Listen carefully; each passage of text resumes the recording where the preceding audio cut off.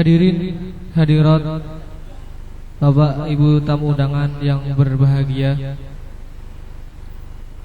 untuk acara berikutnya adalah Mayudhah Hasanah. Dalam hal ini akan disampaikan oleh beliau Al-Mukarram Bapak Kiai Haji Dr. Nuril Arifin MBA. Kepada beliau waktu dan tempat kami persilahkan.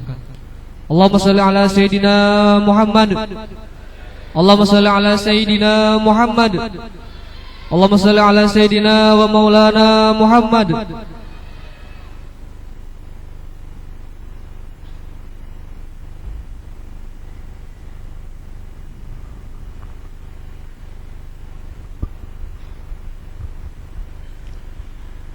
Assalamualaikum warahmatullahi wabarakatuh. Bismillah. Alhamdulillah. Allahu Akbar. Aqulu ala nafsi wa ala dini wa ala ahli wa ala auladi wa ala mali wa ala ashabi wa ala adyanihim wa ala amwalihim alfa alfin. Asyhadu an la ilaha illallah wa asyhadu anna Muhammadan abduhu wa rasuluh. Wa la hawla wa la quwata illa billahil aliyyil azim. Qala Allahu ta'ala Bismillahirrahmanirrahim. Allahu nurus samawati wal ard. Masalu nurihi kamiskati fiha misbah. Al-misbahu fi zujajah.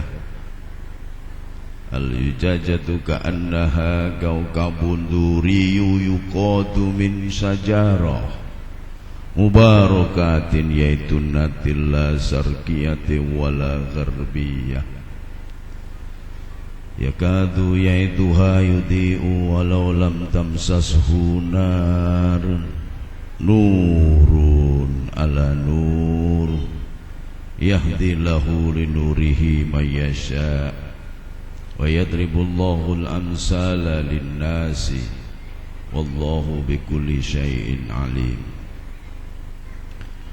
Allahumma salli ala sayyidina Muhammad wa ala ali sayyidina Muhammad kama sallaita ala sayyidina Ibrahim wa ala ali sayyidina Ibrahim wa barik ala sayyidina Muhammad wa ala ali sayyidina Muhammad kama barakta ala sayyidina Ibrahim wa ala ali sayyidina Ibrahim fil alamina innaka hamidum majid. Wa qala ta'ala summa ja'alnakum khulaifa fil ard linadhira kaifa ta'malun. Shadaqallahul adzim. Wa ba'du.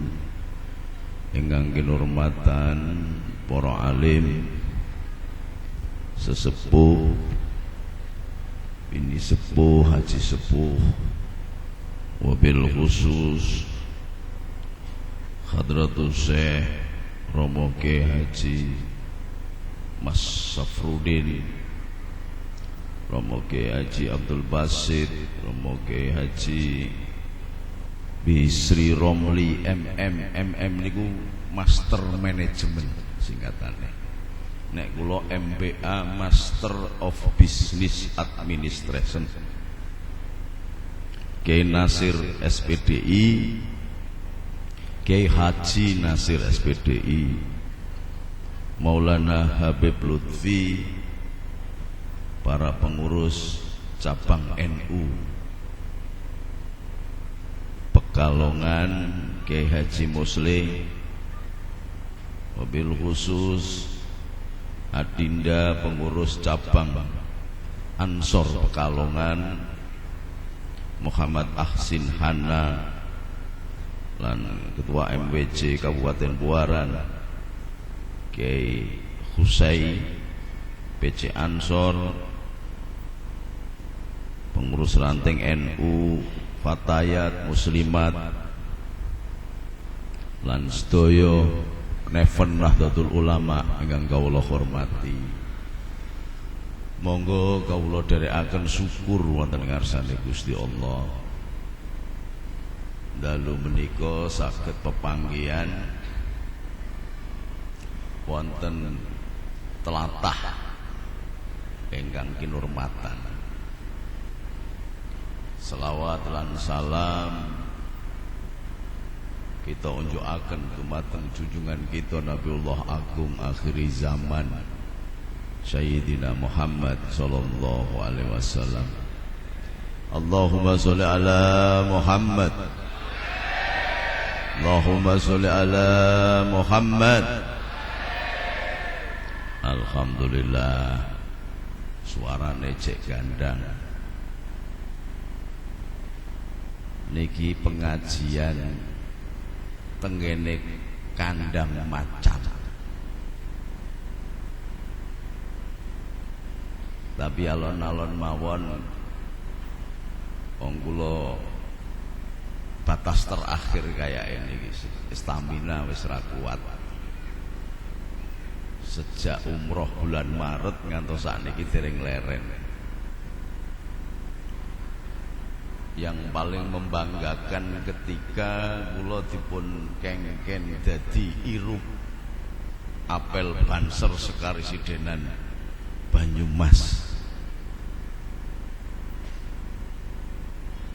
di depan 35.000 Banser. Nah, kalau berbicara Banser itu enggak ada kalahnya. Jadi nek Ansor niku cek bekas Ansor. Tapi nek Banser enggak ada bekas Banser.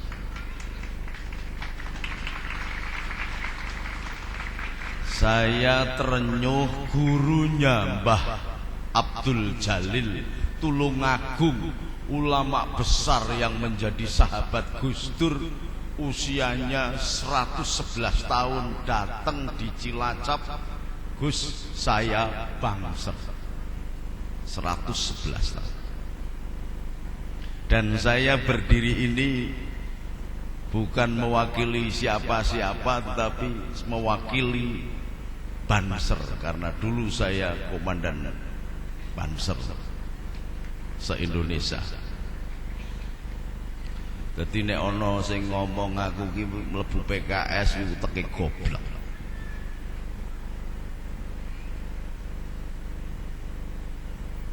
Jauh-jauh Ansor pada enggak ngerti politik, diputuskan dari akarnya. Zaman saya komandan Banser Jawa Tengah, Ansor itu sudah hampir mati. Sing ngono pemuda AMPI, pemuda Pancasila, dan pemuda-pemuda yang lain. Ansor mengkis. Maka zaman kepemimpinannya kakak saya Muhammad Nasir Rohmat, saya wakil komandan Banser Jawa, saya wakil ketua Ansor Jawa Tengah, saya bentuk Banser di seluruh Jawa Tengah. Bahkan yang menyusun program nasional Banser di Munas Watu Congol itu saya. Pada zaman pucuk pimpinannya Mas Slamet Effendi Yusuf. Jadi saya paham betul bahwa Banser itu adalah kader inti Ansor. Banser adalah kader inti Ansor yang harus menjadi inisiator, kreatif, sekaligus eksekutor, pelaksana, dan menjadi stabilisator pada waktu itu. Maka Banser pada waktu itu bisa berdiri sama tinggi dan duduk sama rendah bersama AMPI dan pemuda Pancasila. Bahkan zaman dulu pemuda Pancasila dipimpin oleh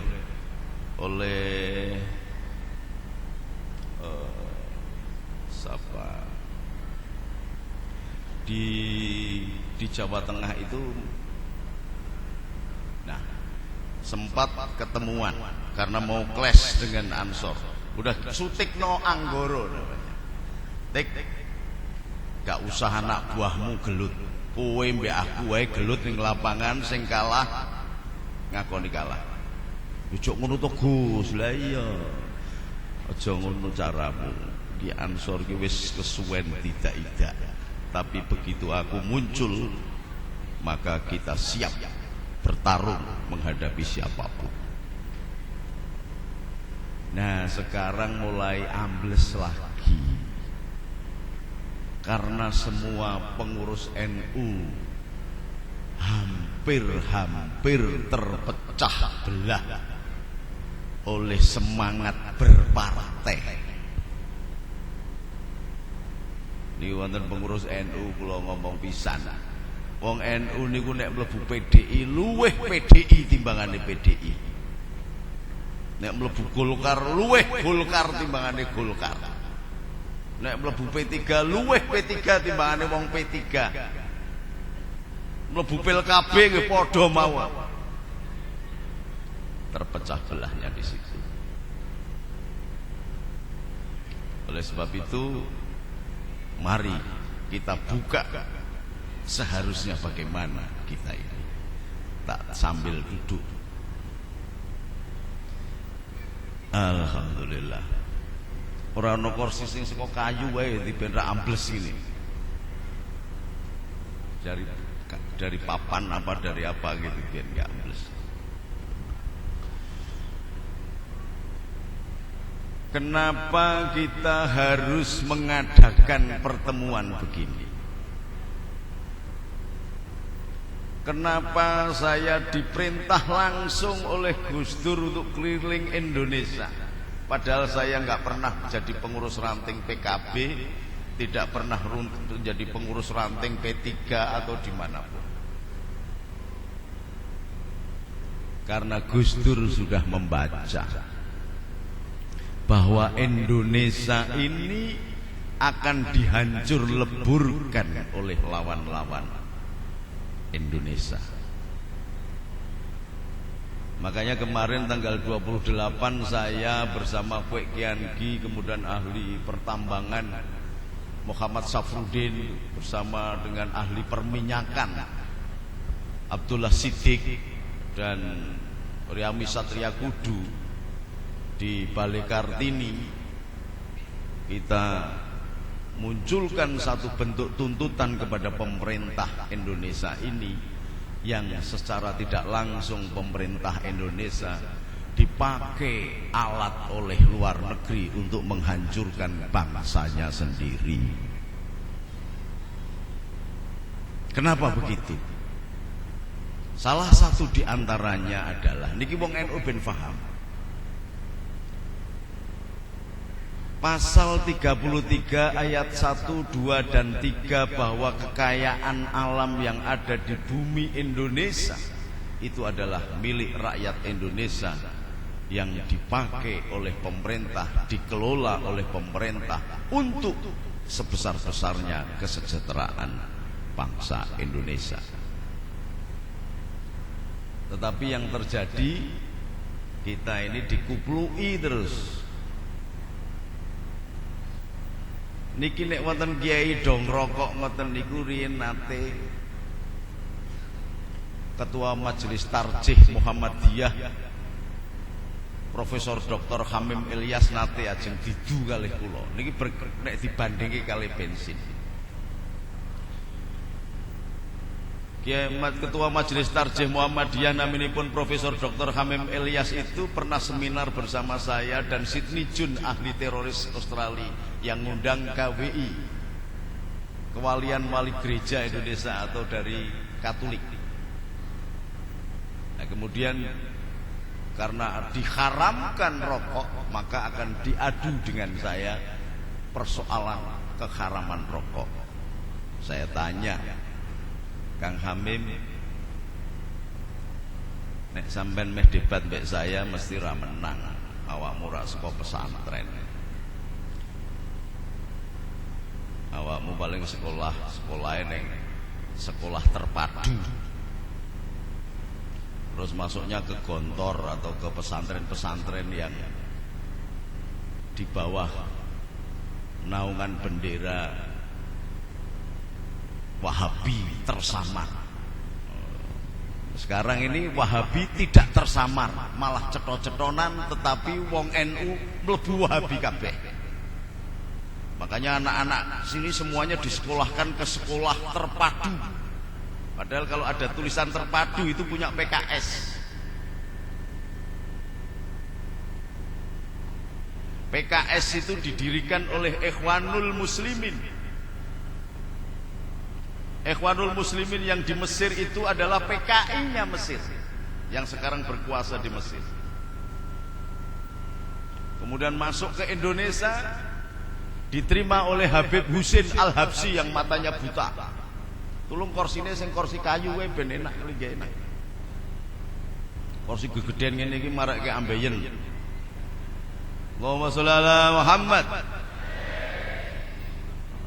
Kursi kayu aja, kursi yang bangku kayu atau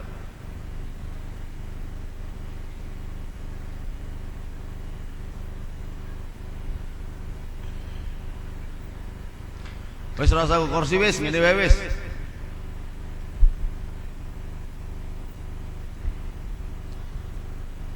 Masuk ke Indonesia diterima oleh yang mengaku Habib Husin Al-Habsyi, keturunan Arab dari Maluku dulu dasarnya, yang pernah ngebom Borobudur. Maka didirikanlah yang bernama PK, Partai Keadilan, untuk masuk ke pemerintahan. Ini biar paham anak-anak NU.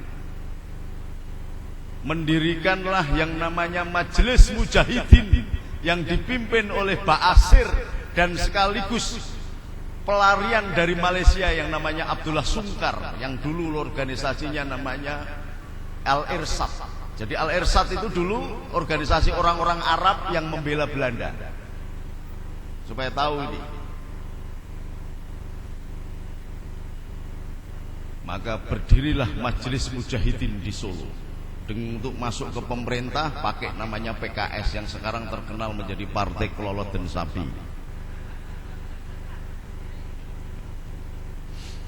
Harus cetok ini, harus ada yang berani ngomong begini. Kalau ngomong aja nggak berani, bagaimana mau berbuat?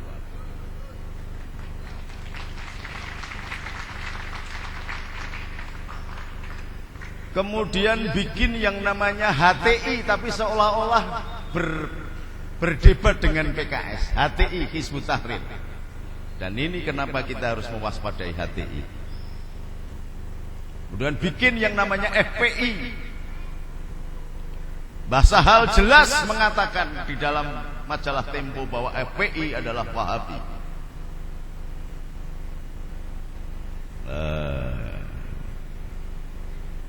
Ini semua bermuara untuk mengelola dan menguasai Indonesia. Ini semua adalah anak kandung dari zaman kekhalifahan Sayyidina Ali ketika diserang oleh kelompoknya keturunan Abu Sufyan namanya Muawiyah. Perang kemudian melahirkan kelompok yang bernama Khawarij. Kelompok Khawarij inilah yang memusuhi kelompoknya Sayyidina Ali dan kelompok Sunninya Sayyidina Utsman radhiyallahu anhu. Kemudian kelompok Khawarij ini pada tahun 1300 sampai 1600, saat itu Islam berjaya di seluruh dunia. Kekhalifahan Turki Ottoman di bawah Bani Abbasiyah berusia 890 tahun, dipimpin oleh Sultan Ahmad Tsani atau Sultan Ahmad II, diserang oleh Inggris dan Perancis. Bekerja sama dengan kelompok Khawarij keturunan Arab ini, Arab Badui. Maka Arab itu kata Nabi hasadul kufar wa nifaq. Arab itu mbah-mbahnya kafir dan munafik. Jadi Arab itu ada dua. Harus hati-hati, maka sekarang ini terjadi inflasi Habib, asal hidungnya mancung ngakunya Habib. Oke. Yang kayu enggak ada ya, yang kayu ya. Oh ya wes. Ketok mboten ngeten. Ketok to? Sehingga ngene wae lah, santai nggih. Turki Ottoman yang menguasai 2/3 dunia akan diserang oleh Inggris, Prancis dan Yahudi kerjasama dengan Arab Badui tadi.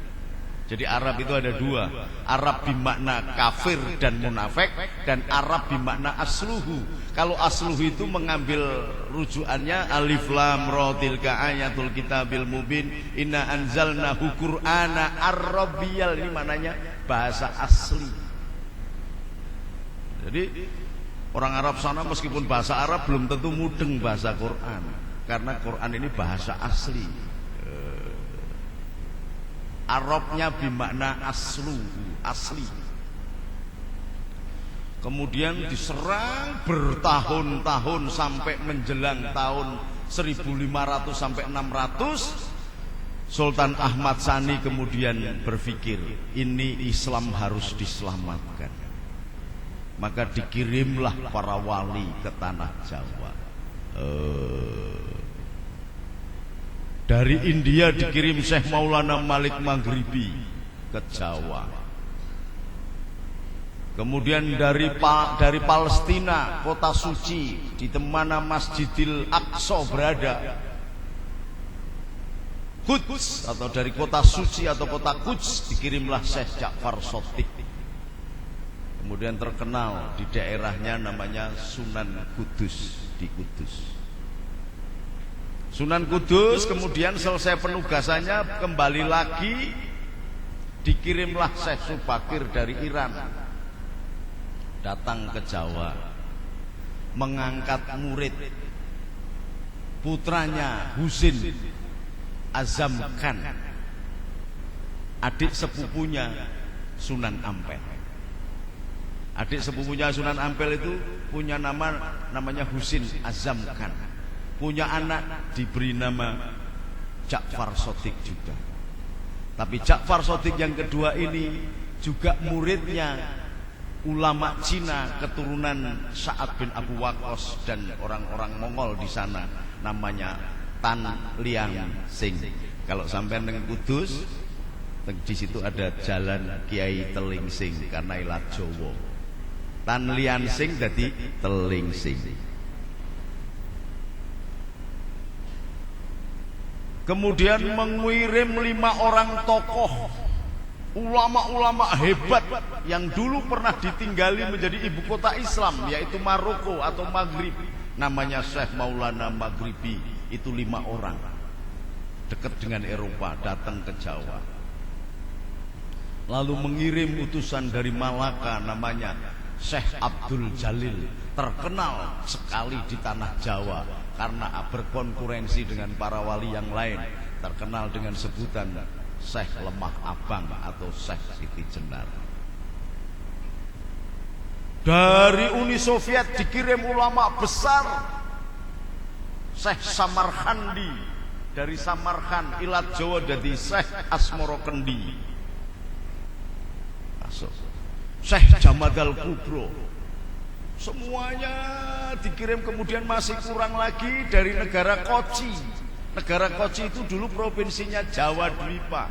Dulu Jawa Dwipa itu zaman dulu sampai dengan Cina di provinsi Hunan, sebelahnya Birma, Birma sampai ke Thailand, Thailand sampai ke Bangkok, Vietnam, itu provinsinya Jawa Dwipa. Masuk ke bagian India menjadi salah satu provinsi Jawa Dwipa. Maka kenyang Kublai Khan datang ke Jawa ingin meminta salah satu daerahnya yang namanya Hunan ini untuk kembali ke Cina, tetapi utusannya Kublai Khan dipotong hidungnya oleh Kertarjasa. Nah, ini pelajaran sejarah. Nek ndelok ndomblongmu iki kaya rada-rada mudeng kabeh.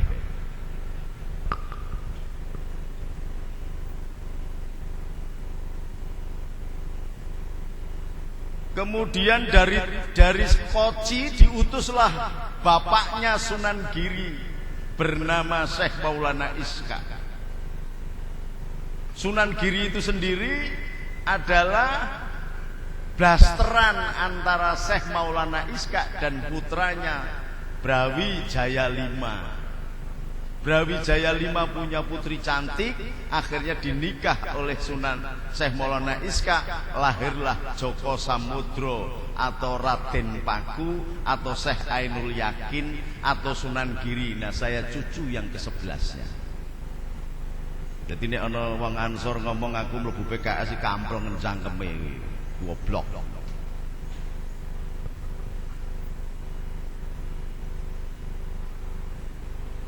Wes. Itu gini ya ono. Ya ora apa-apa kok dikurangi amplope ya, Dul.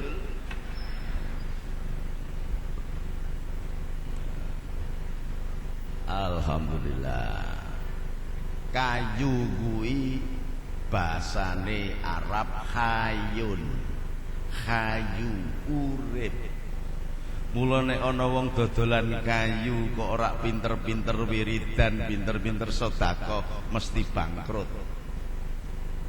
Wong iki lembagane Sunan Kalijaga, lembagane para wali tanah Jawa itu adalah salah satu di antaranya nama Allah Hayu, ya Hayu, ya Aliyu, ya Maliyu, ya Wafiyu, ya Waqiyu, ya Qawiyu, ya Ghaniyu, ya Waliyu, ya Baqi.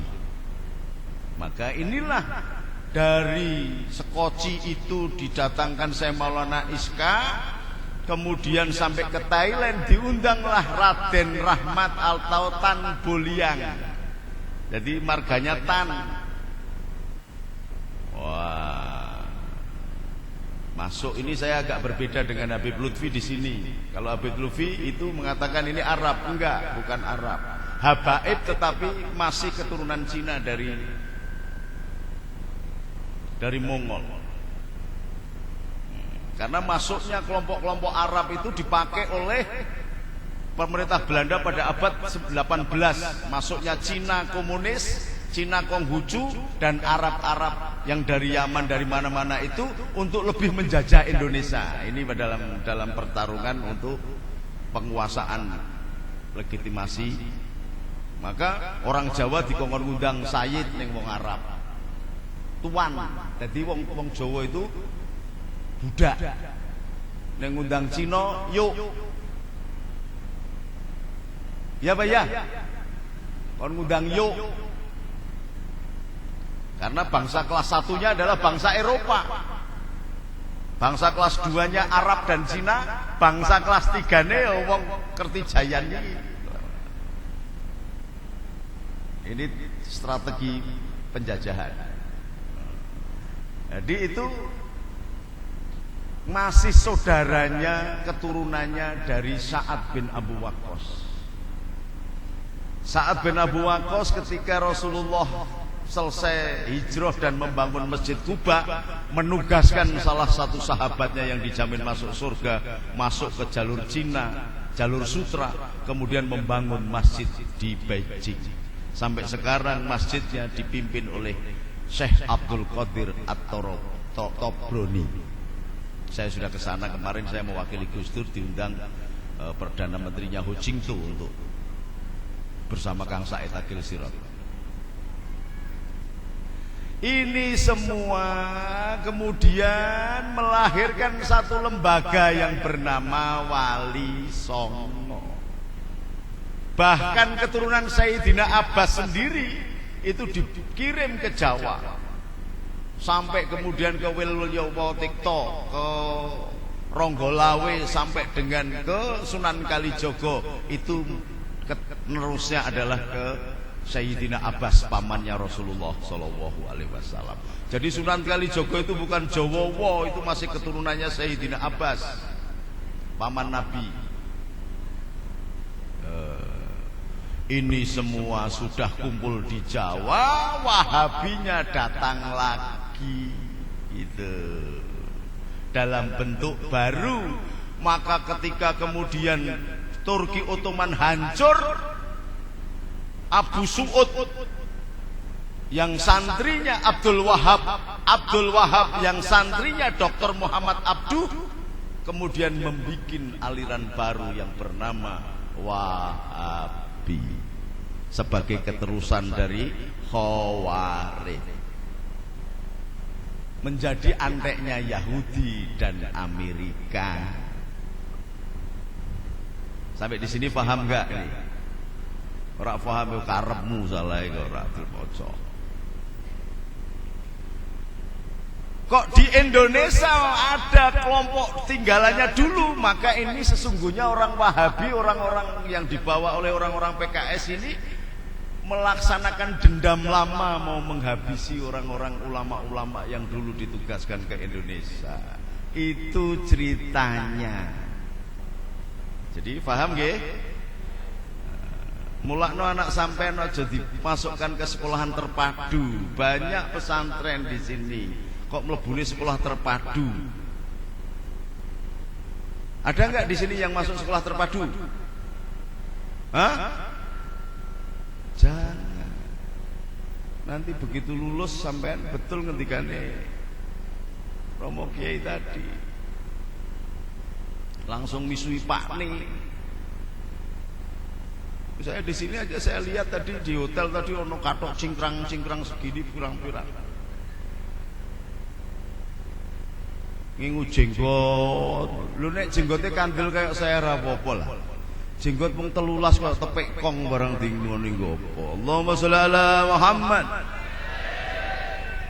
Masuk ke Indonesia tujuannya apa? Akan menghabiskan Indonesia sebagai dosa, karena dia dulu pernah menampung ulama-ulama sedunia untuk meramu Islam yang paling komplit di dunia. Oleh sebab itu sampai dengan tahun 50-an guru-guru besar Mekah Al-Mukarramah berasal dari tanah Jawa.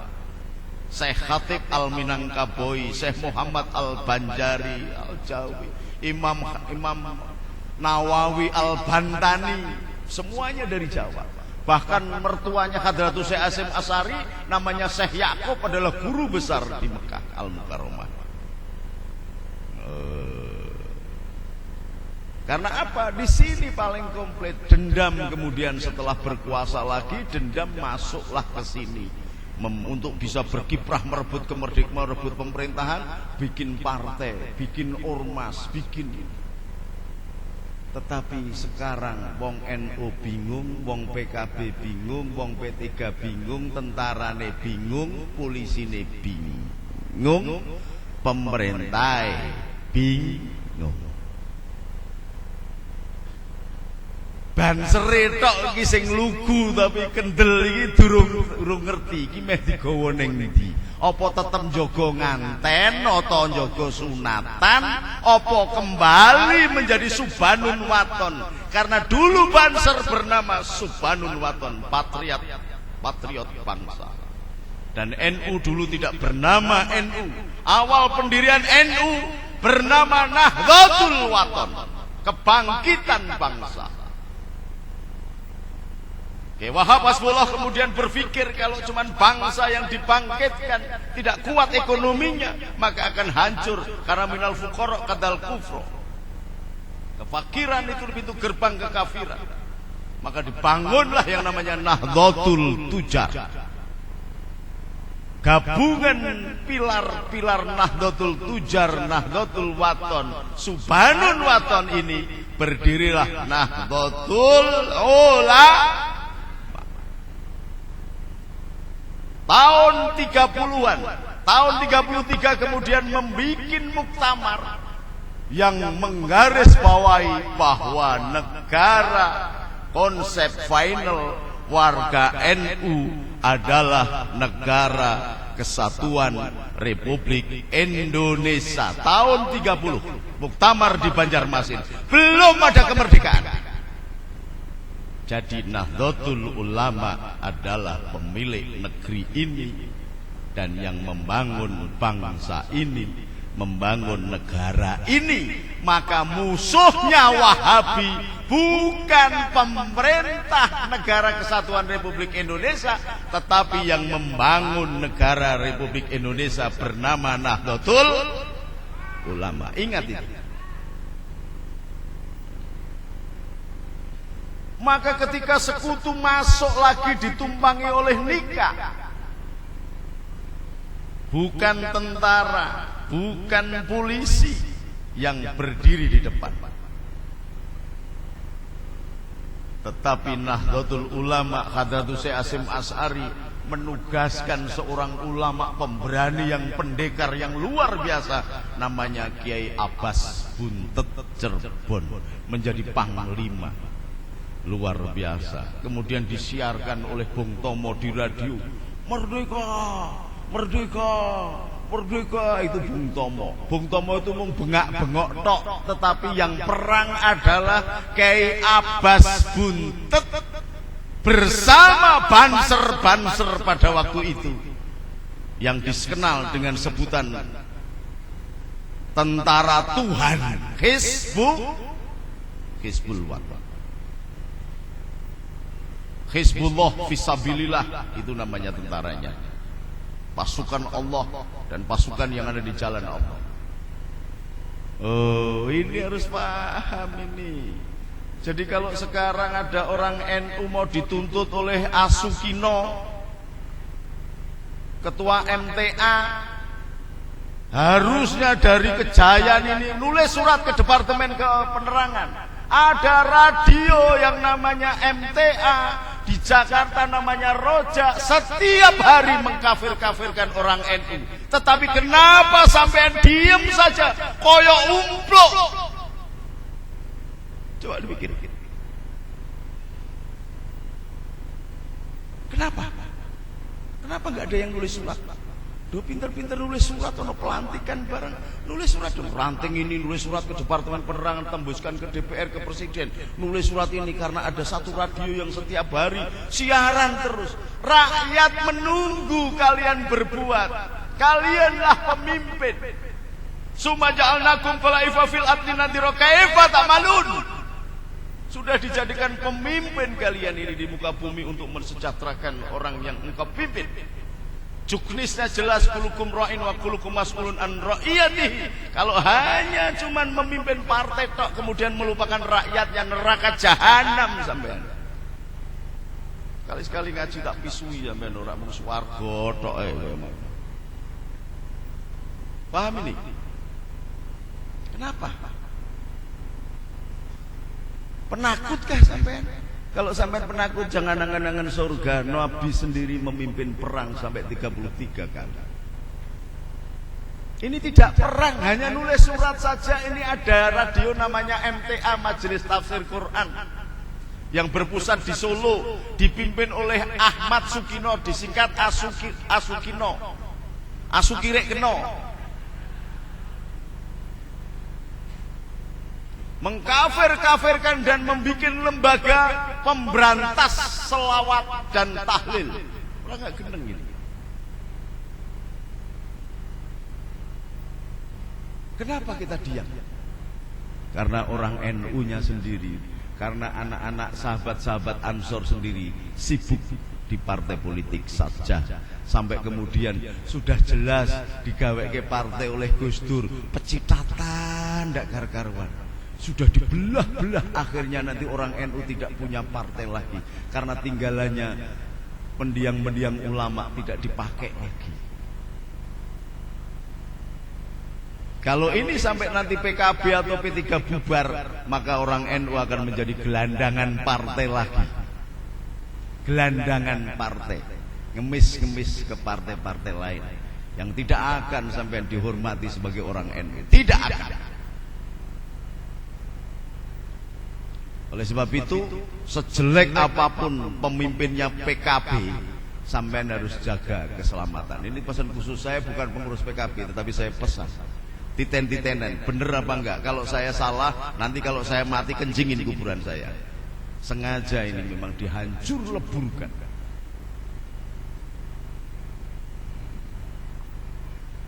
Nanti kalau sudah hilang, sampean akan jadi gelandangan partai yang tidak bisa menegakkan harkat dan martabatnya sebagai warga Nahdlatul Ulama.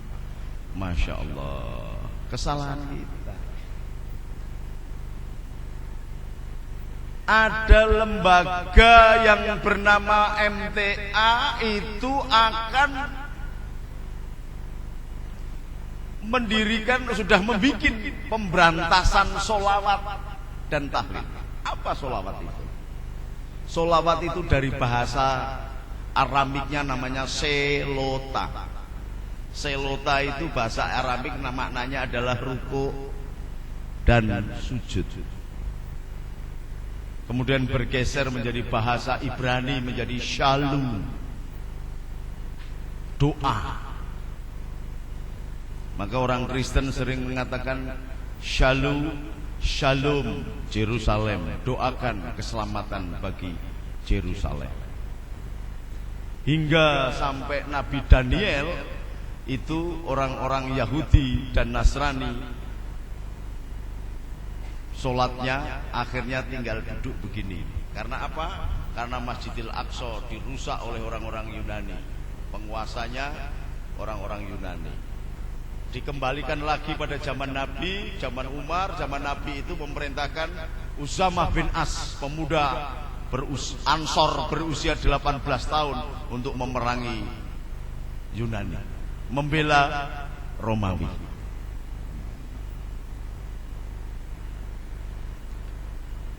Dari selota itu menjadi shalu, kemudian berbahasa Arab menjadi sholat. Bentuk jamaknya sholat itu sholawat. Jadi kalau ada orang lembaga mendirikan organisasi pemberantasan sholawat, maka sesungguhnya itu PKI. Berani gak Banser ini ngatasi? Alah, mung rong lertok ngono nganggo seragam ganteng-ganteng. Wani apa ora? Gitu. Kalau perlu saya turun lagi ke lapangan. Bukan hanya pada zaman Gus Dur saya bikin pasukan berani mati. Kalau perlu untuk mengembalikan harkat martabat para alim ulama yang dikafir-kafirkan sakarepe dhewe itu. Ini panggilan jihad. Wong NU iso nesu, bisa marah. Dan spektakuler kalau orang NU marah. Yang namanya tentara sekutu yang bisa mengalahkan Jerman, mengalahkan Itali, mengalahkan Inggris. Jenderalnya mati di tangan ulama bernama Kiai Abbas Buntet.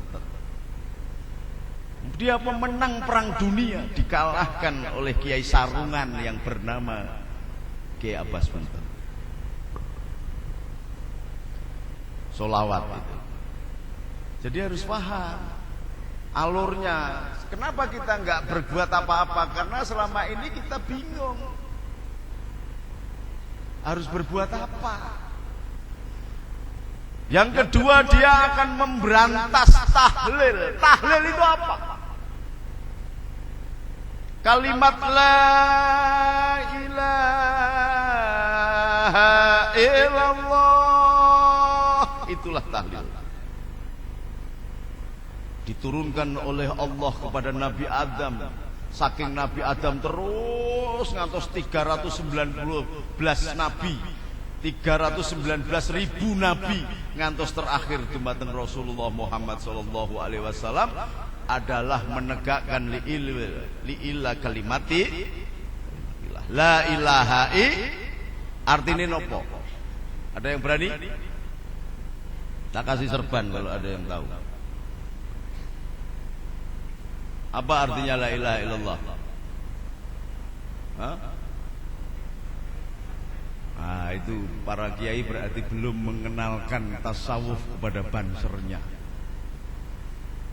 Kalau tiada Tuhan selain Allah, maknanya la ilaha illallah, sampean ini munafik semua. Ya, kenapa begitu Gus? La ilah, tidak ada Tuhan. Illallah, ana Gusti Allah. Kafir iman, kafir iman, kafir iman, munafik. maknanya la maujuda illallah. Ora ana sing maujud kejaba mung Gusti Allah. Ini sekaligus koreksi. Karena apa? Pekalongan ini dianggap sebagai sumbernya segala sumber agama Islam. La maujuda illallah. Tidak ada yang maujud kecuali Allah. Kalau sampean memaknai la ilaha illallah tidak ada Tuhan selain Allah, berbahaya. Nek jari Imam Syafi'inya berbahaya. Karena iso kafir iman ki pas narik nafas lah pedot kafir. Tapi kalau dimaknai satu rangkaian la maujuda illallah, maka tidak akan terputus iman kita. Allahumma sholli ala Muhammad.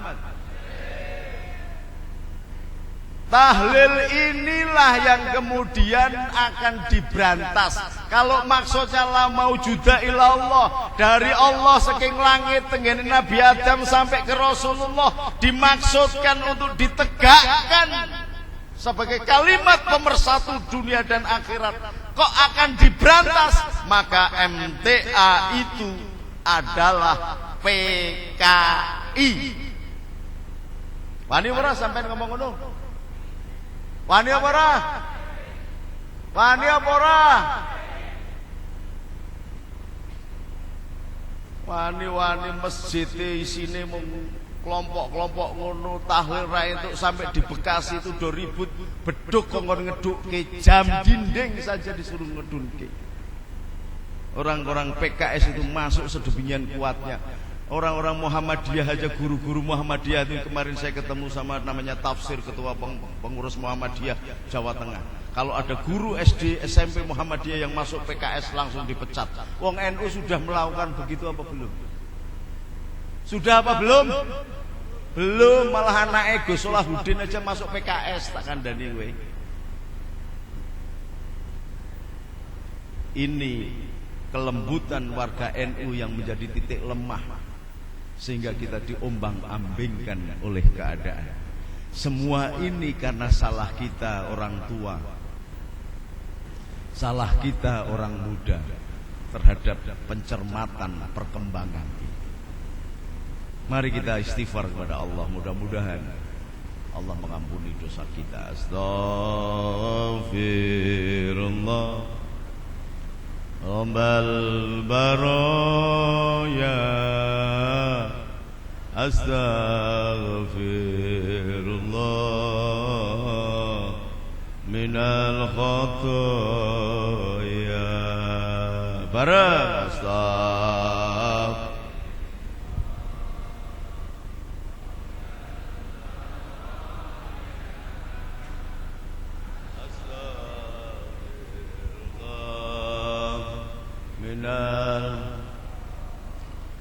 Rabbi tani ilman nafi'ah wa wafiqni amalan salihah.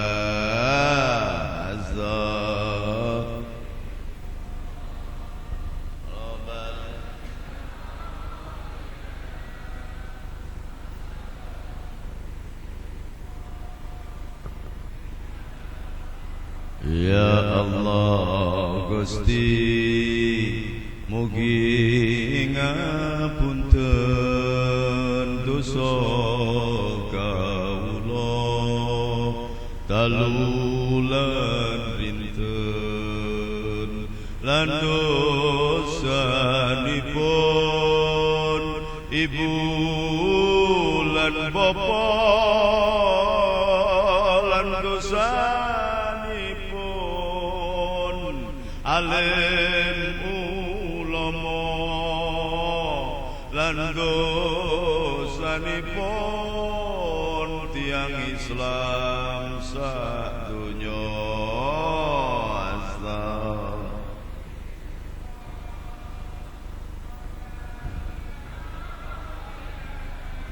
Astaghfirullah. Alhamdulillah. Bapak-bapak, ibu-ibu, Maka sudah dari hubungan sakmono akeh wis runtut itu, kemudian Wahabi masuk ke Indonesia memburu musuh lama. Menghancurkan Indonesia harus menghancurkan Nahdlatul Ulama. Apa yang dilakukan? Sekali-sekali ngaji kebangsaan lah. Nggih. Bendo mudeng ora digathaki tok karo parpol-parpol, pemimpin-pemimpin partai sini mau ngapusi tok nek wis dadi pemimpin dadi DPR do lali kabeh. Sampai kenaikan BBM itu yang setuju naik itu dapat sogokan dari mafia minyak 20 miliar. Yang tidak setuju dapat sogokan 10 miliar. Sampean paham? Jadi dobol-dobolan itu. Kenaikan BBM itu. Maka kita masuk ke pengadilan. Dihancurkan Indonesia. Yang pertama yang paling aktual sekarang adalah kenaikan BBM. Kenapa kok kenaikan BBM, Gus? Tadi saya jelaskan ketika rokok tadi berdebat tadi, sampai potong dulu. Saya katakan nek rokok diharamkan karena apa? Karena ini mengandung zat aditif, Gus, yang bisa membunuh, bisa menyumbat jantung dan jantung koroner dan mati. Oke, kalau begitu penelitian menunjukkan bahwa orang yang tersumbat jantungnya dan mati sebagian besar karena memakan daging sapi yang berwarna merah. Tolong daging sapi juga diharamkan. Hamim Ilyasnya itu bingung. Terus ngapa boleh, Gus? Makanya jangan berdebat dengan saya sampean kalah. Saya dididik oleh Gus Dur 15 tahun khusus untuk ngalah ke sampean begitu itu.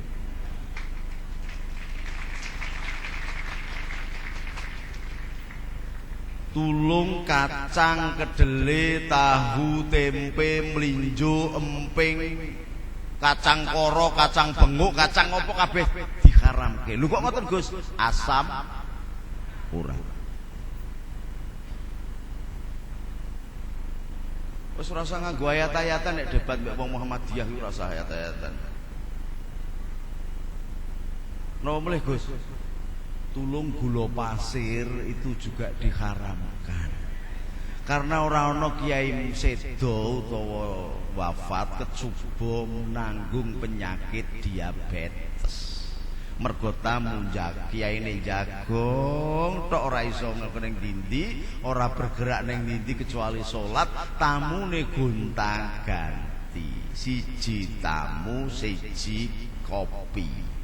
Nganggo gula. Dan orang Indonesia ini kebutuhan gulanya terbesar sedunia.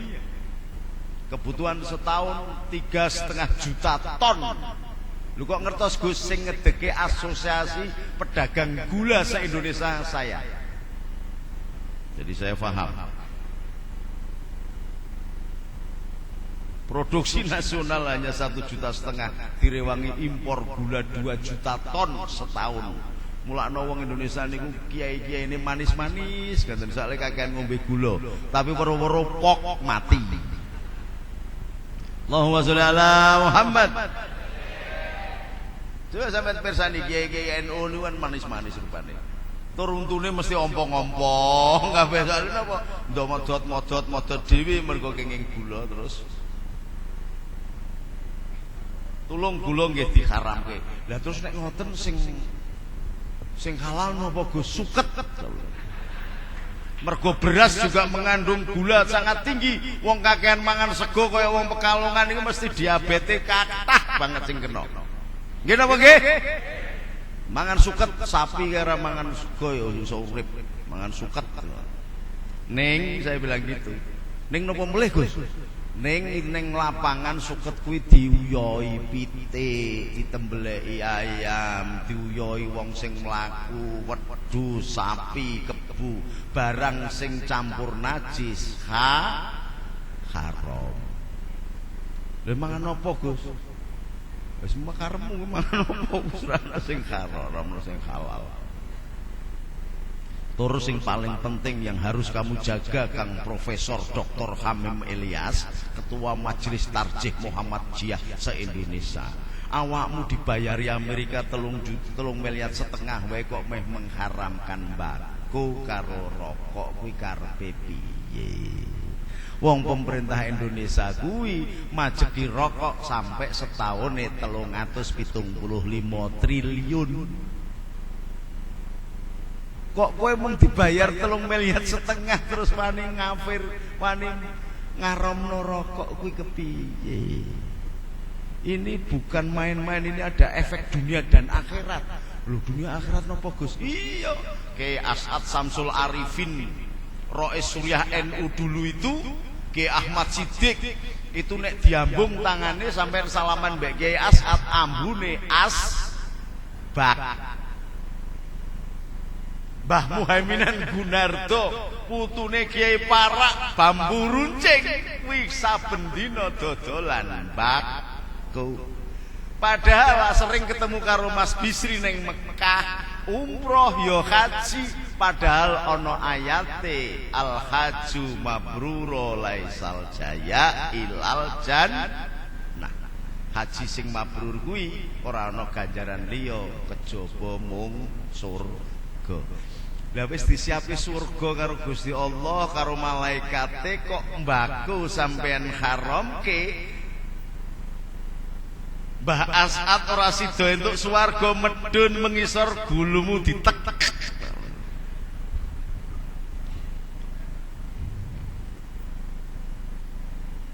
Mbako saja membuat orang ribut karena mengandung zat aditif jarine.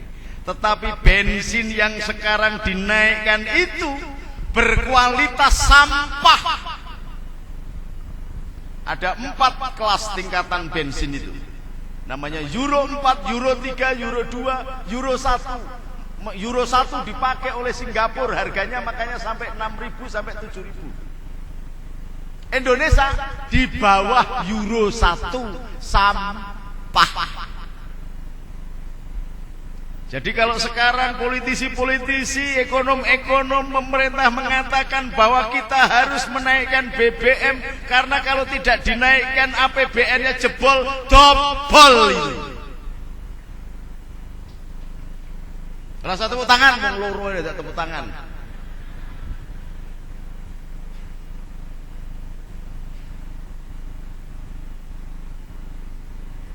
Jerman memang betul 10.000, 8.000 karena dia Euro 4, kualitasnya luar biasa, bagusnya. Lagi Indonesia standar 1 saja tidak lulus.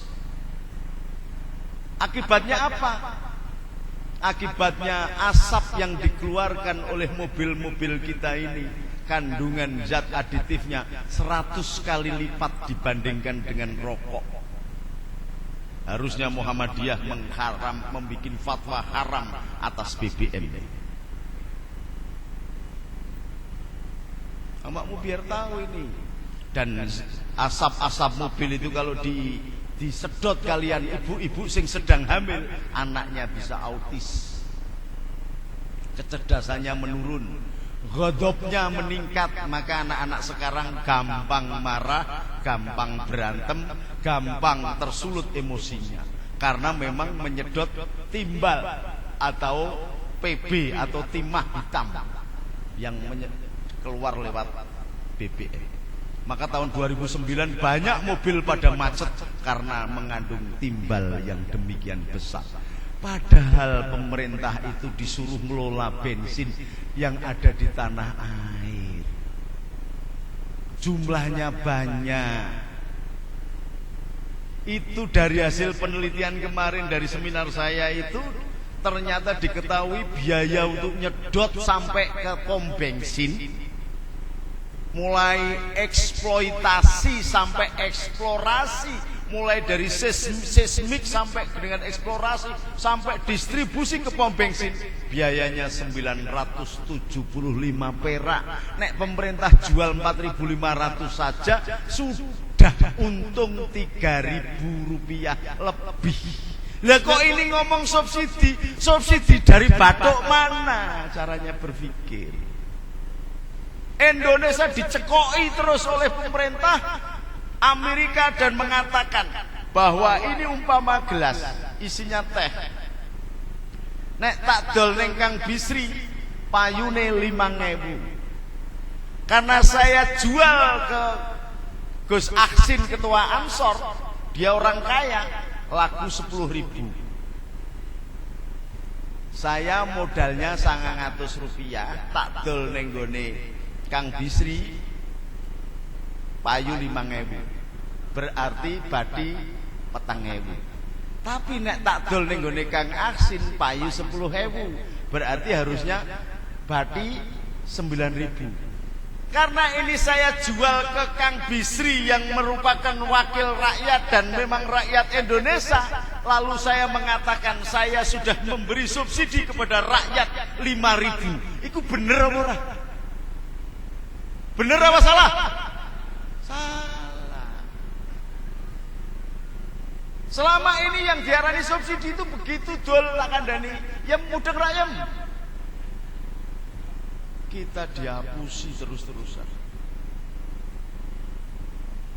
Jadi ini tak dol ning Kang Bisri 5.000, tapi nek tak dol ning gone Aksin 10.000. Mergo ini mung tak dol ning gone Kang Bisri, saya ada advantage, peluang keuntungan 5.000 ini saya katakan saya memberi subsidi kepada rakyat. Lho iki kan dobel-dobelan namanya. Tidak pernah mengeluarkan duit sepeser pun. Lah kenapa kok minta ke APBN? Duitnya kemana? Dibagi-bagi oleh koalisi partai itu.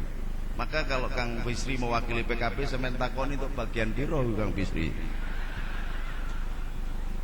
Apa mergo Kang Bisri ya wong jujur, wong Pekalongan dadi ora ngerti mergo kek krungu iki perhitungane ya kan? Masya Allah.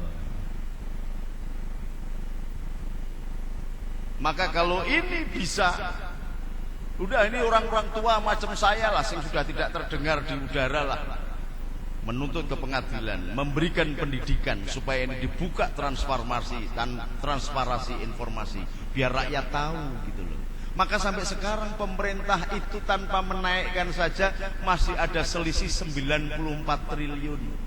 Itu duitnya yang APBN saya bisa mempertanggungjawabkan, tak dudoke nggone ning ndi ana sing katakan begini lagi me diuntal sopo 94 triliun ini kok malah menaikkan lagi.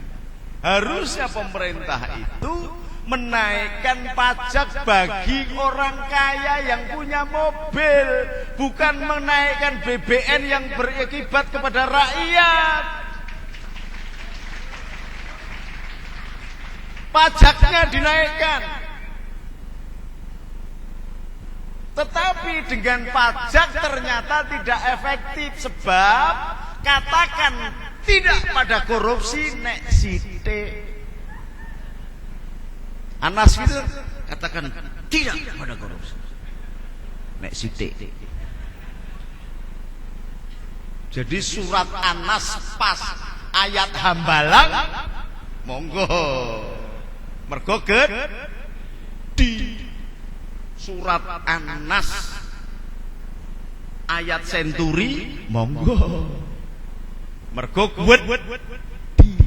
katakan tidak pada korupsi nek sithik.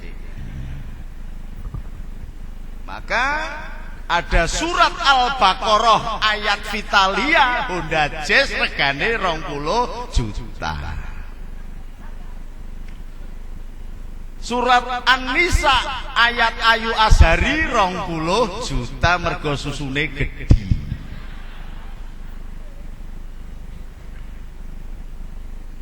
Jadi PKS nganggo surat Al-Baqarah karo surat An-Nisa. Demokrat nganggo surat Anas ayat hambalang. Golkar sak Quran-Qurane dikorupsi, anak bapak Quran padahal ngaku Habib.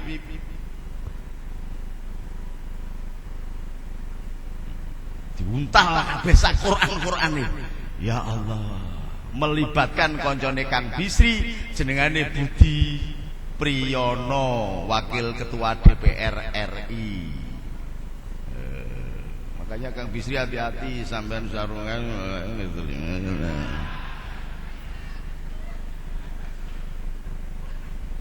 Allahumma sholli ala Muhammad.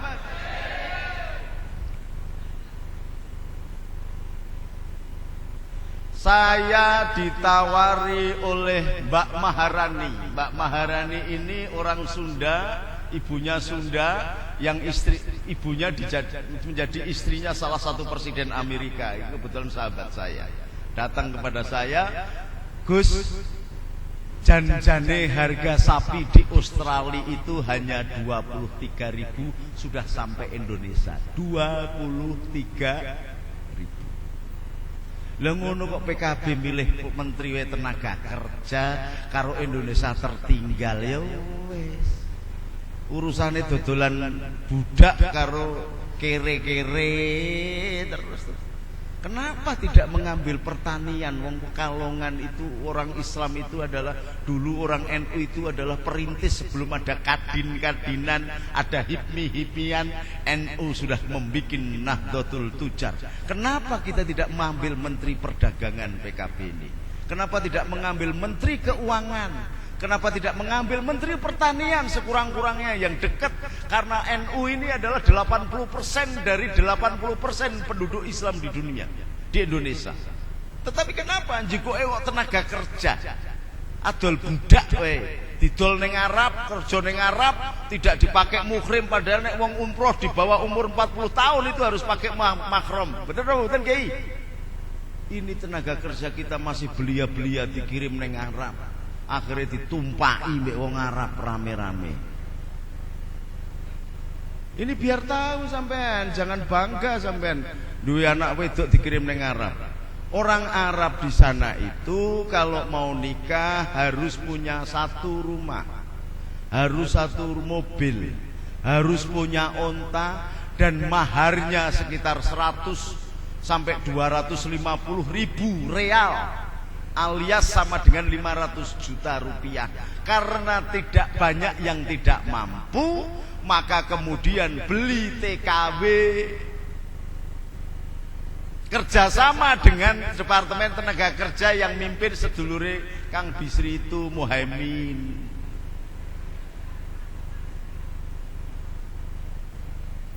Didol ke sana karena sak rumah itu di sana ana wong tuwa bojone wis mati duda, adine urung iso kawin, anake urung iso kawin, njikuk wong wedok saka ndi iki jenenge iki Kertijayan gawa rono Salome satu lubang rame.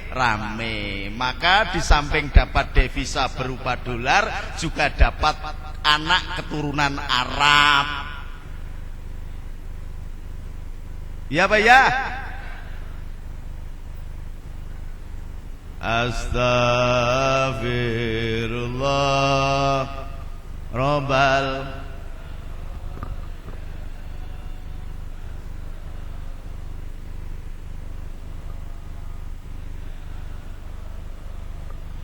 Al-mubadiru kanu ikhwanu sayatin. Mubadir itu padha mbek kancane setan. Wis disugati ra diombe kan mubadir. Surah kopi ora apa-apa, teh wis poko. Bismillahirrahmanirrahim. Kula ombe dhisik nggih.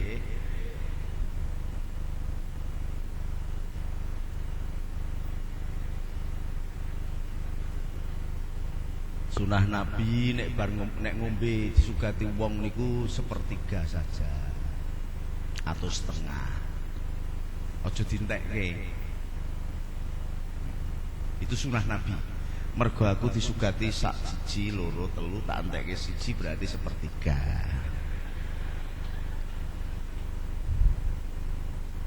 Ngaji NU ngeten niki. Allahumma sholli ala Muhammad. Dari BBM itu dihancurkan kualitas bangsa Indonesia. Nek lahir anaknya tadi degeneratif namanya, nama kesehatannya. Yang pertama. Yang kedua, dimasukkanlah faham-faham radikal untuk menghancur leburkan bangsa Indonesia. Maka yang dimusuhi oleh Wahabi adalah Nahdlatul Ulama. Oleh sebab itu di Banyumas kemarin saya tegas tegakkan kembali, saya perintahkan kembali, dan saya serukan untuk kembali kepada akidah ala ahlu sunnah wal jamaah. Intisarinya adalah tawazun, dari kata mizan, seimbang, tengah. Maknanya apa? Maknanya sebagai pendiri bangsa kita harus bisa menghormati dan tidak bolokono, tidak bolokene, tengah. Tawassut adil, dari kata wasit, adil kita. Nek wong Islam sing salah ya katakan salah. Tasamuh, toleran, maka sebagaimana ditunjukkan oleh Hadratus Syekh Hasyim Asy'ari ketika BPUPKI kemudian diusulkan oleh Mr. Maramis, utusan dari Sulawesi Utara, bahwa dia akan keluar dari Indonesia mendirikan negara Sulawesi kalau 7 kata di dalam pembukaan Undang-Undang Dasar 45 yang terkenal dengan sebutan Jakarta Charter tidak dicabut. Karena jiwa toleransinya, Hadratus Syekh Hasyim Asy'ari memberikan nasihat kepada Kiai Haji Agus Salim dan Kiai Wahid Hasyim. Oke, disetujui. Lalu ada yang penasaran, M. Nasir penasaran, tanya kepada Hadratus Syekh Hasyim Asy'ari, "Lu kenapa? Ini kan kesempatan. Ini pembentukan negara baru. Begitu ini kita kuasai Islamnya." Hadratus Syekh Hasyim Asy'ari mengatakan, nanti akan muncul zaman bahwa orang Islam akan dilindungi oleh orang Kristen, orang Yahudi, orang Hindu, orang Buddha, secara tidak langsung. Sekarang yang terjadi, Libya itu dipimpin oleh Kolonel Muammar Gaddafi. Dia adalah mursyid torekoh terbesar di dunia yang namanya Sanusiyah. Sekarang sedang membangun, pada waktu dijatuhkan sedang membangun negara baru.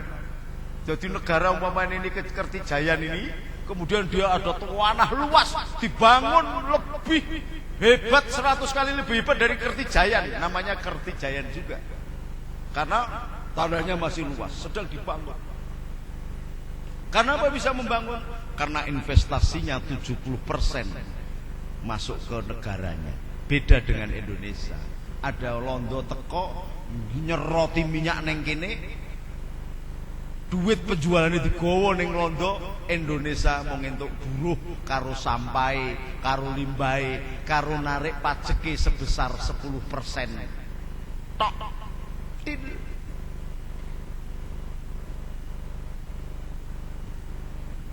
Libya 70% kembali ke negara, investor 30%. Kenapa sana bisa, sini tidak bisa? Karena sampean milih presiden salah. Leda-lede, sentelap-sentelup, plolar-plolor. Bagaimana?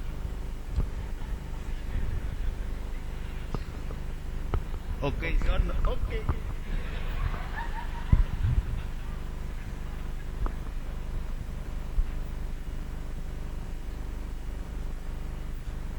Memimpin itu harusnya merujuk kepada akhirnya surat Tobat. Laqad ja'akum rasulun min anfusikum azizun 'alaihi ma anittum harisun 'alaikum bil mu'minina raufur rahim.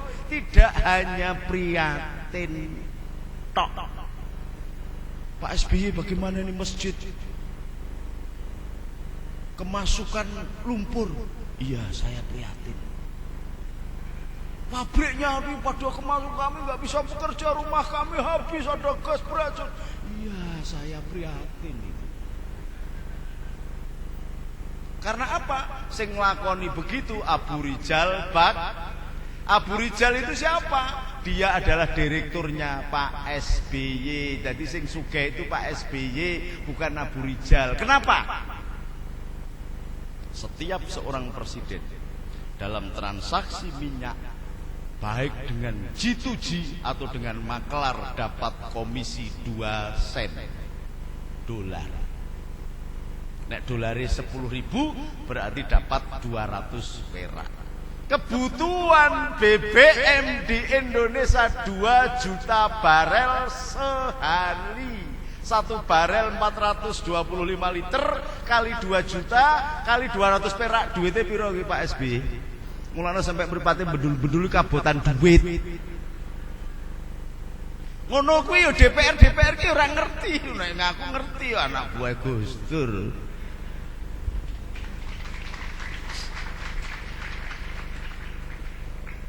Jadi Abu Rizal Bakri miskin, itu anteknya Pak SBY.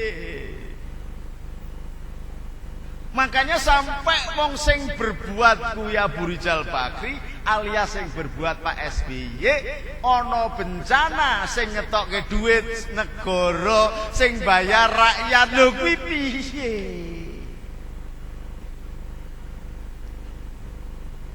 Rada paham to? Banser-banser iki pokoke anggere ana sunatan tok do Joko gagah-gagah.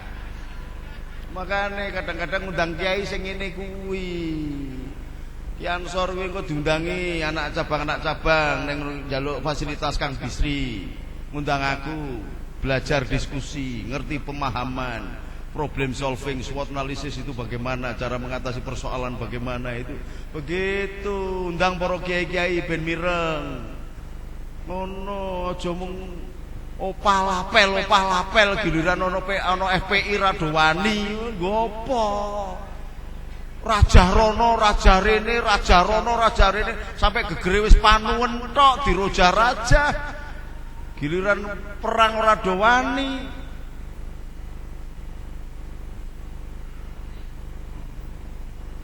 Iki salah panitia kok ngundang aku. Oh wis ngerti nek macan kok diundang, kletaki jiji to. Melakno ana pengurus Ansor sing ora seneng aku diundang teko rene to. Ya ora? Goblok kuwi jenengane kuwi. Ansor harus turun ke lapangan. Paham kalau zaman saya Ansor wah militan. Banser militan. Begitu ulamanya diserang oleh kelompok yang tidak jelas, langsung turun, bikin pasukan berani mati. Gitu. Loh Ansor Banser kok nunggu instruksi dari belum dapat instruksi dari pimpinan cabang. Oh pimpinan cabang menunggu. Saya belum dapat instruksi dari pimpinan wilayah. Nek ketuane Jabir ya ora bakalan ono instruksi to, melek wae ora alasan gitu. Jabir melek wae ora alasan.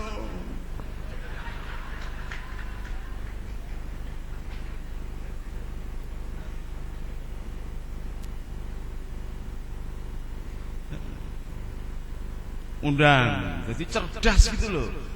Ngisin-ngisini ngaku anak buah Gus Dur, santri ini Gus Dur geblek kabeh.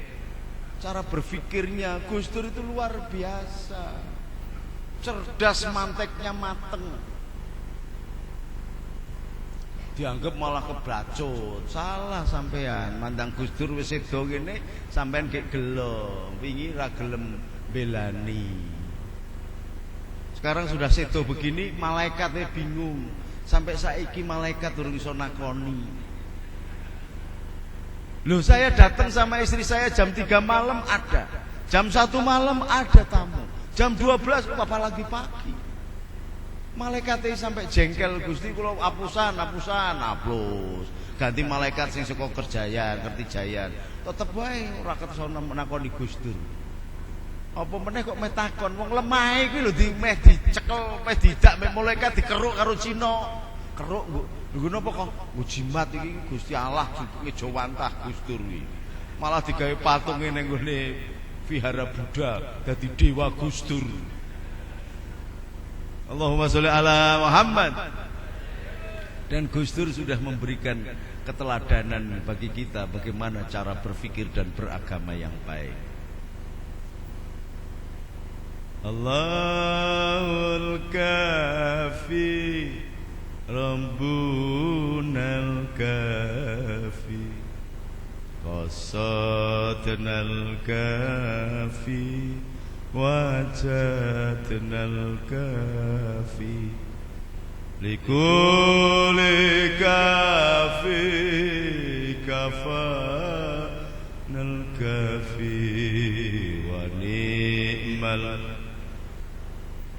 alhamdulillah. Iki pirang menit meneh iki aku ngomong iki. Kan ono Abid Lutfi to. Berapa menit lagi? Hah? Panitiane ndi? Wah kacau iki. Lagi pembicara kedua nanti Abid Lutfi rawuh enggak ini? Hah? Mboten rawuh. Ya wis nek ana rawuh Abid Lutfi beliau kan senior, saya harus sapan wa taatan. Nah itu Habib betul, wis pinter, nasabe cetha. Yarfa'illahu ladina amanu minkum waladina utul ilma darajah. Gusti Allah melihat ketinggian ilmunya, bukan nasabnya, tapi ketinggian ilmunya. Itu Habib betulan. Saiki akeh Habib dodol kloso ning pasar ora payu terus ngaku dadi Habib. Ngomong pawitan modal serban sak ban Vespa karo minyak wangi tangane mbah wong. Mabruk. Allahumma sholli ala Muhammad. Monggo jajal kita telusur sedikit ajarannya Gus Dur. Bareng-bareng nggih. Allahul kafi nal kafi qasadnal kafi wajadnal kafi likulli kafi kafanal kafi wa ni'mal kafi alhamdulillah. Do para kanca priya wanita aja kur ngaji syariat bloko kur pinter dongeng nulis lan maca tembe burine bakal sengsara. Allahul kafi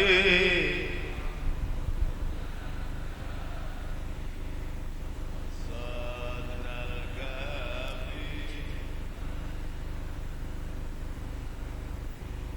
likulli kafi kafanal kafi.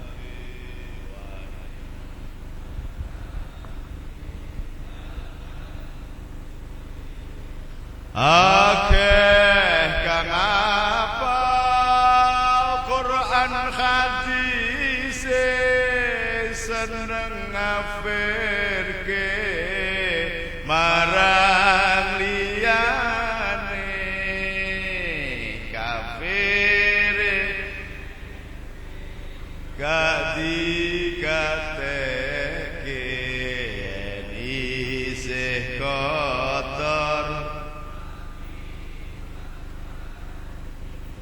Ngaji iki nek mung syariat bloko kaya wong-wong PKS ngono kuwi apa LDII utawa Salafi sekarang muncul ada kelompok namanya Aswaja, ada kelompok Salafi sing matane kaya ninja-ninja gitu. Repot. Kalau kemarin saya ngaji ning Meranggen sebelah Kiai Muslim. Itu bid'ah itu. Pokoknya harus Quran dan hadis. Yang di luar itu bid'ah, kafir. Tak omong itu lala itu rumahnya saya ngaji di sini jalan besar sana itu rumahnya dokter. Saya bilang, dokter kok gobloknya setengah mati. Cara berpikir kok begitu. Kalau tidak Quran dan hadis namanya bid'ah. Lho kowe iki ngerti apa ora zaman Nabi ki Quran durung ditulis. Jadi maca Quran kuwi nek menurut definisimu bahwa sesuatu yang tidak dilakukan oleh Nabi itu bid'ah. Kullu bid'ah adalah dolalah, kullu dolalah adalah finar. Berarti gundul muapek kuwi yang melakukan bid'ah mergo zaman Nabi Quran durung ditulis. Jadi nek ana wong maca Quran ya bid'ah. Zaman Sayyidina Utsman nek sampean mengke umroh lewat Qatar. Di situ ada Quran zamannya Sayyidina Utsman atau Mushaf Utsmani.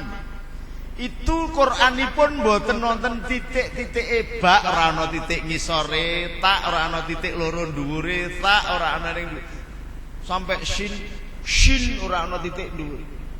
Za ora ana, dzal ora ana, dhot ora ana, qaf ora ana. Titik. Jawi nek maca ngono iki piye? Kembali kepada Quran dan hadis. Hadis ora ono tulisane ngono. Quran, hadis dan sunah sahabat Sayyidina Utsman durung ono titik-titike. Piye? Maca ki apa to apa? Dadi wong-wong PKS ngene iki sok kaya ya padahal nek diyai luput. Ora mudeng.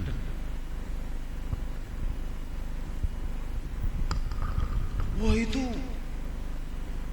pakai Sayyidina itu bid'ah. Rasulullah enggak pakai Sayyidina. Ya jelas to Dul. Mosok kowe kok aku ngomong saudara-saudara yang terhormat, Bapak Nuril Arifin mau pidato gitu. Enggak bakal nyebutkan bapak kan pada diri sendiri. Kuwi yang gila hormat, misalnya ono wong Arab keturunane koyo Pak Arab. Ini Habib mau minta minum, iki goblok jenengane. Enggak usah dipakai namanya Habib atau namanya kiai.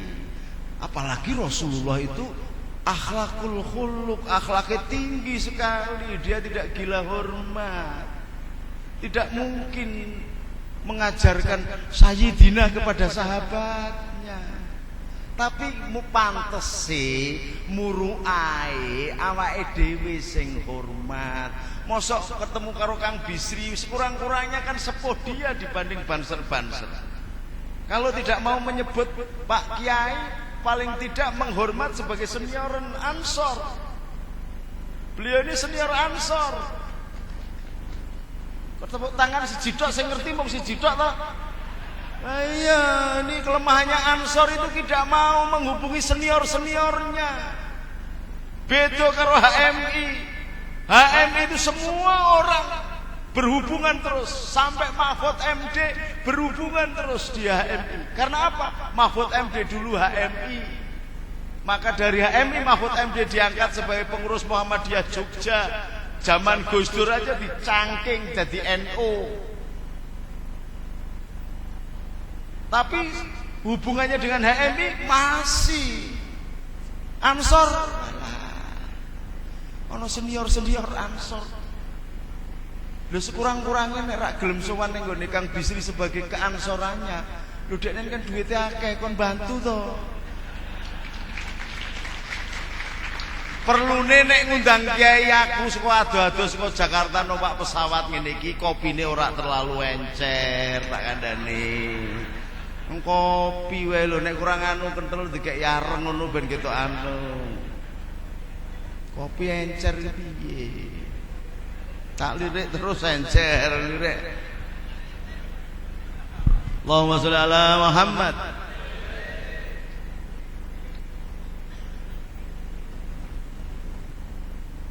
Dawe salat iki piye? Akimi salat. Akimi salat.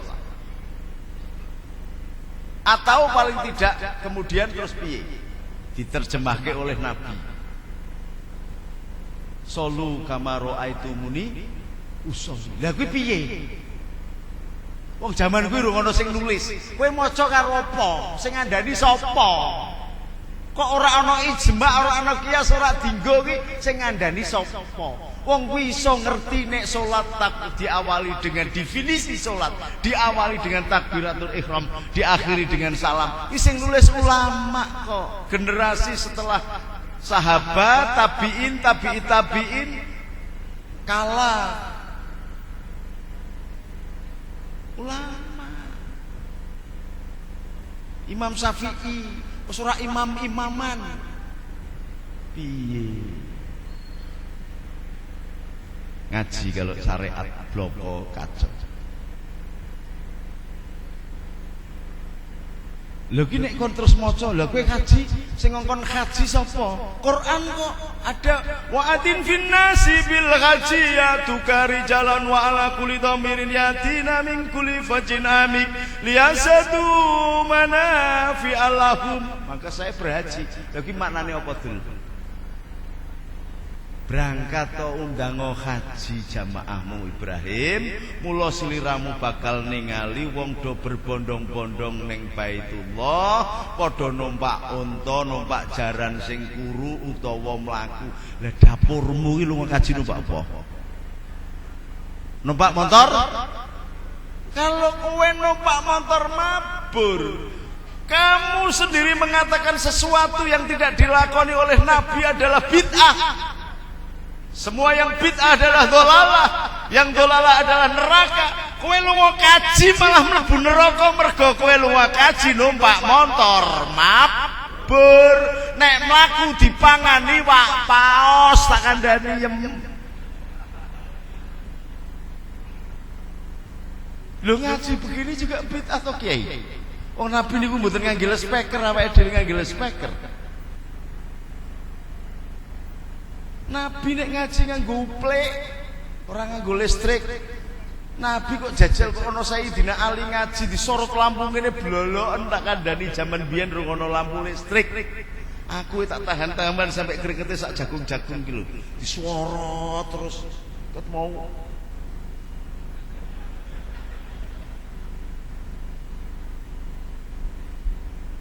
Di sini cara menaklukkan orang-orang yang gemar mengatakan bid'ah, ajak berpikir yang jernih. Oh, dia nggak ada apa-apanya. Loh, sing jenenge kiai-kiai ini yang hadir semua ini, termasuk sak banser-banseri sing wis do rabi, itu rabimu aja bid'ah, Pak Yai, kula aturi jenengan. Loh, saya jenengan nikah niku bid'ah. Rasul niku garwane wong Arab sampean garwane wong Jawa.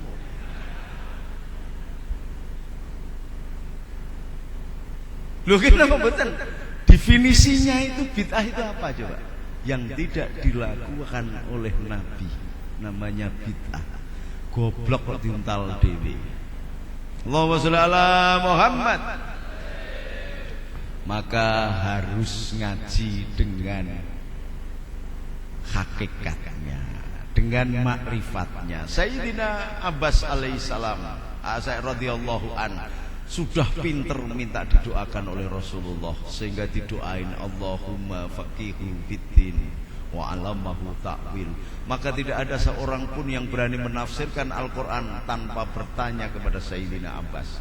Tidak ada orang yang berani menulis kitab tanpa bertanya dulu kepada Sayyidina Abbas. Karena apa? Satu ayat di dalam Quran itu dipun terjemahkan, dipun tafsiri hatta nganggih bumi 7 samudra 7 benua kanggih kertase, 7 samudra kanggih tintanya nggak bakal cukup. Nek ada satu kata kok bisa ditafsiri dengan pas, berarti Gusti Allah tidak maha kuasa. Berarti nama ya alim tidak pas untuk Allah. Satu kata itu artinya bisa macam-macam, malah bisa pada saling salah paham. Lho napa saged Gus? Satu kata kok malah membuat orang salah paham? Bisa. Saya dulu pernah mimpin haji-haji jenderal pengikut peserta Lebanas, termasuk Jenderal Mutoyib, termasuk Jenderal Kuswara. Nah, ada Kapolda Banten itu ikut dulu, perempuan namanya Siti Fatimah atau siapa. Pas nggawa tas begitu diperiksa, kan bedogol-bedogol diperiksa, ditakoni. Nggawa buah kesemek, ngertos mboten kesemek? Napa niku? Kledung utawa kesemek, nek di Jakarta namanya buah genit karena ada bedaknya. Tangkoni sama petugas imigrasi. Mahadha dengan PD-nya. Hadza kesemek. Wah, langsung petugas imigrasi ini ngamuk-ngamuk. Wah. Orang ngerti tuh. Wong memang bener kesemek dikit. Ada kesemek ngono ta. Ngenesu petugas imigrasi ini. Saya diundang. Syarif Ta'al. Fi muskilah. Nah, piye nopo. Duduhke buah. Mahada.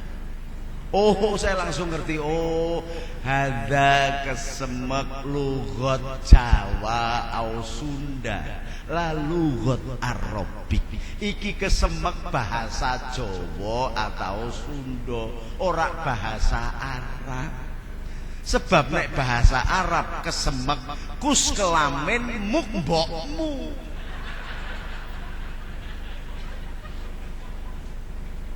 Mahada tempe embokmu ya nesu mesti.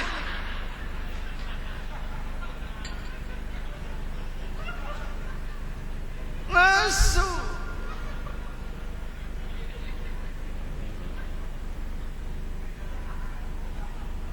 Sampai nek teng Jakarta atau mriki numpang lewat bahasa Indonesia, wah sopan Banser, Ibnu Fatayat, Ansor, sopan didikane Mbah Bisri.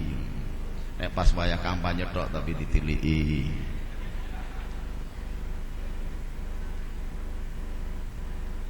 Tapi nek teng Malaysia numpang liwat di Balang Watu sampean.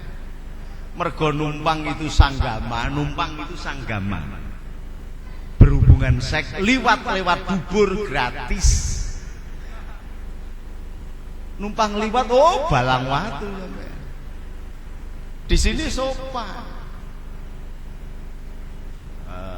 Gentenan Pak Kuswaranya tak enteni kolonel itu bagian apa kalau silabus itu nyusun silabus itu kurikulum Lemhanas. Ki Pak Kuswarane ning ndi tak goleki bengok-bengok Gus. Tibake dienggo dolanan karo petugas imigrasi Genten. Gegere kon buka, kon modeste, wetenge kon buka. Ngono mergo apa? Maismu Kuswara. Lah aku ditakoni, begitu teko ngono langsung tak sentak, tak adub ya akhi. Ada askari fil Indonesia. Ada jenderal. Mergo jenenge Kuswara, kus kelamin warok geger, kon buka gegere endi apa ana sing nempel ning gegere.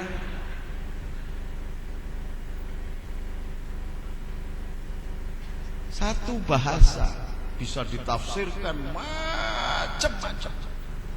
Dan Allah lah pemilik kolam itu. Allah lah pemilik kata itu.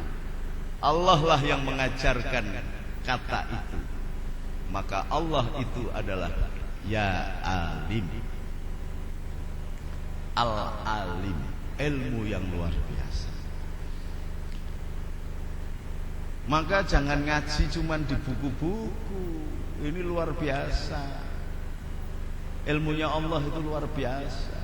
Wali-wali yang didatangkan ke Jawa dulu itu kemudian melakukan penetrasi budaya, mengajarkan tentang agama, tidak hanya syariat tetapi sampai kepada tasawuf tingkat tinggi. Dari kecil dikenalkan ilmu tasawuf.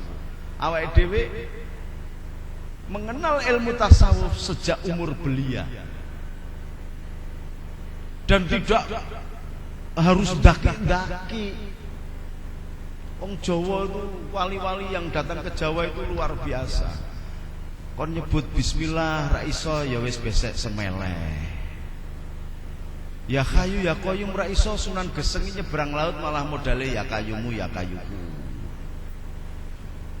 Faizin tekan Kertijayan kene ya Paidin. Fauzan dadi Paijan. Ora apa-apa. Ilat Jawa diajari ilmu tasawufnya dengan bahasa yang bisa diterima oleh masyarakat Jawa. Gusluku batinuka ilat Jawa dadi sluku bathok. kumbanatimu gusluku batinuka. Dadi sluku bathoke elaelo mencuci hati batinuka dengan la ilaha illallah. Ila Jawa bathoke elaelo. Sirumayasilu dadi sirama menyang Solo. Menuju kepada Allah itu harus pakai tawasul. Iso ngerti huruf ki sing ngajari ustate, tekan Quran kiyaine, tekan ini kiyaine, tekan ini. Tawasul. Kenal Gusti Allah saka huruf. Ini rahasianya wa'tasimu bihablillahi jami'a wala tafarraqu. Pakai tawasul, jembatan emas untuk mencari Allah itu. Oh enggak, kalau saya itu langsung enggak pakai wasilah-wasilahan, langsung ke Allah. Dapurmu lho sing kenal Gusti Allah, kenal dapurmu saka ngendi? Wong Gusti Allah ku wis meremake memiliki mekanisme biar dikenal oleh manusia hambanya, diturunkan nabi-nabi. Nabi-nabi ini membawa risalah-risalah untuk bisa mengenal Allah. Lha kok ngarang dhewe aku ora nganggo tawasulan langsung ning Gusti Allah. Wah, bikoplak wis.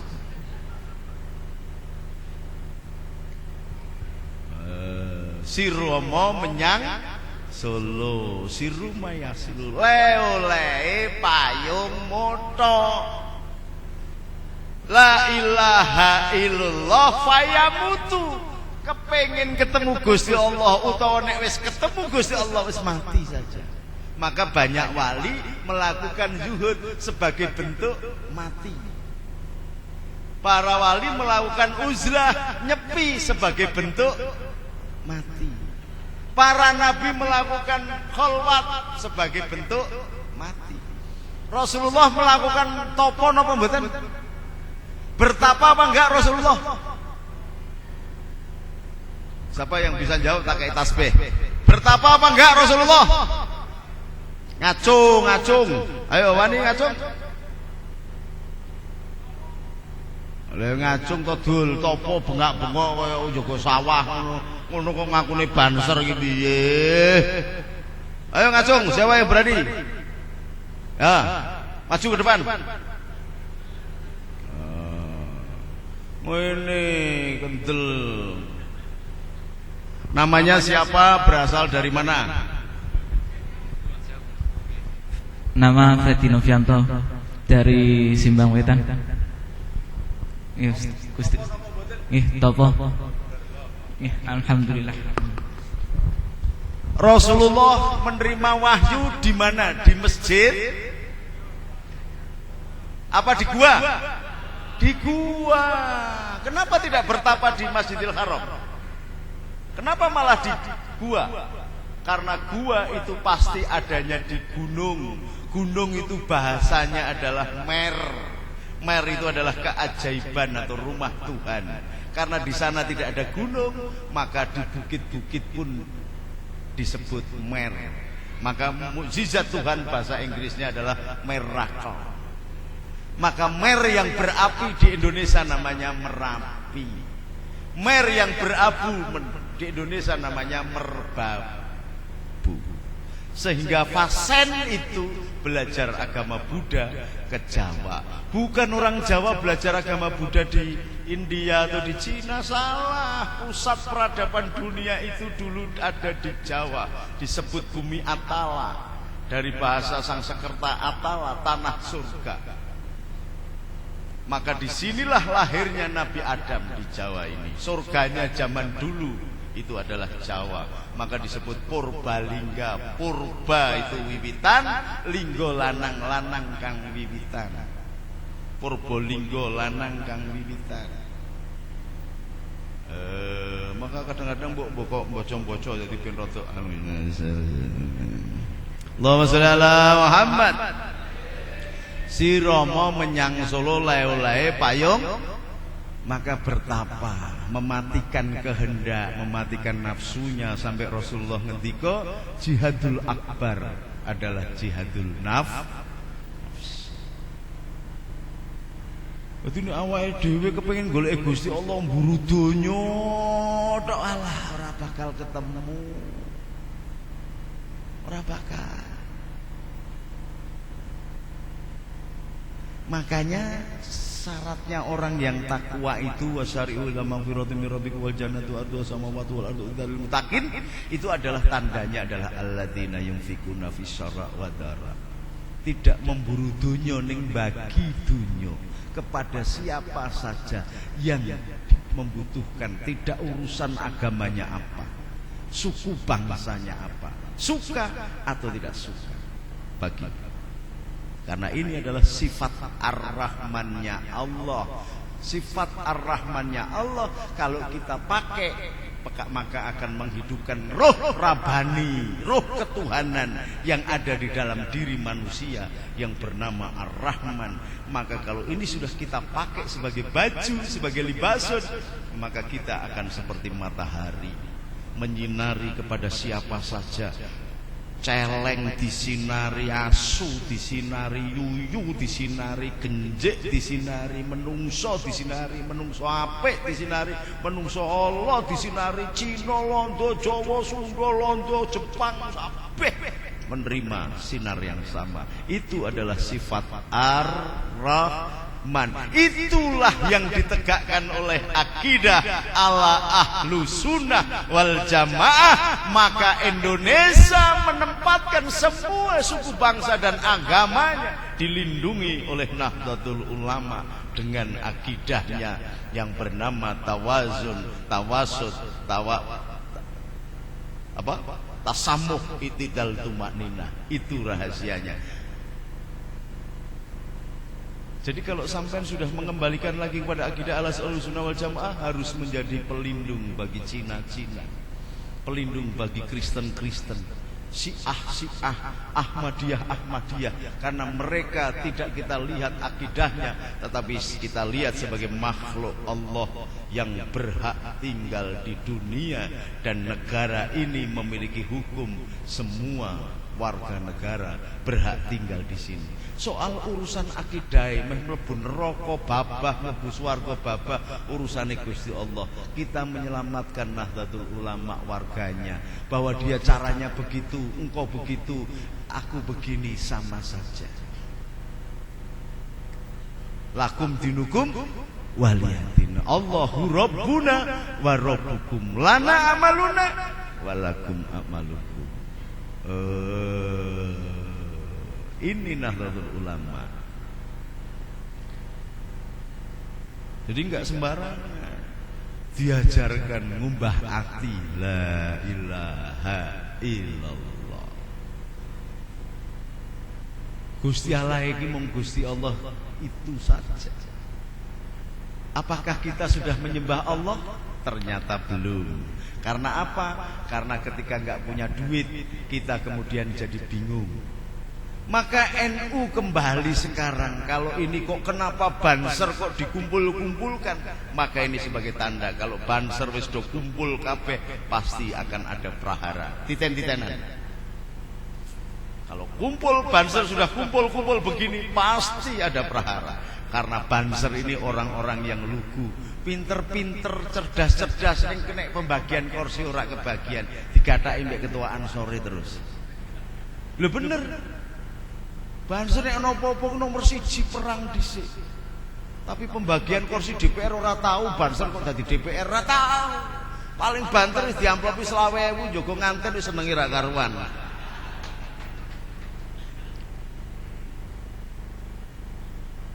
Ya Pak ya? Paham? Wabillahi taufik wal hidayah. Assalamualaikum warahmatullahi wabarakatuh. Kula nyuwun donganipun Kiai setempat dipun doai monggo